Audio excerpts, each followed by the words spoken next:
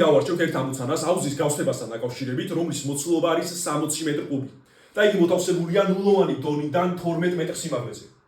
ამ აუზს ჩვენ ვავსებთ ჭიდან, რომელიც არის ქვემოთ მიწაში 10 მეტრით ჩაწეული და ჩვენ გვაინტერესებს თუ რა იქნება სიმძიმის ძალის მიერ შესრულებული მუშაობა აუზის გავსებისას.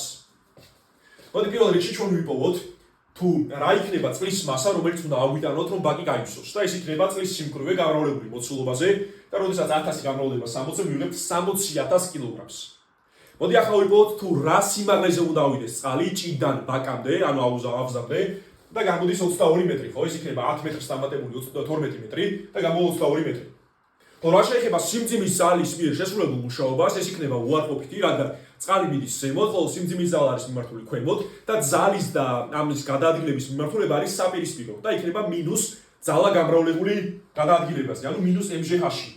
ეს იქნება მინუს 60000 გამრავლებული 9.8-ზე, რადგან თავისუფალი გვარნის აჩქარება 9.8 მეტრ/კვადრატია და გამრავლებული 22 მეტრზე, რადგან ჭიდან აუზამდე არის 22 მეტრი დაშორება. და გამოდის მინუს 12.936.000 ჯოული, ანუ მინუს 12.936 მეგაჯოული. თუ გსურთ მსგავსი ამოცანების ამოხსნის ხილვა, მე მაქვს ფიზიკის წიგნი, რომელიც არის მერვე კლასის მასალაზე და დაინტერესების შემთხვევაში უნდა მომწეროთ პირადში.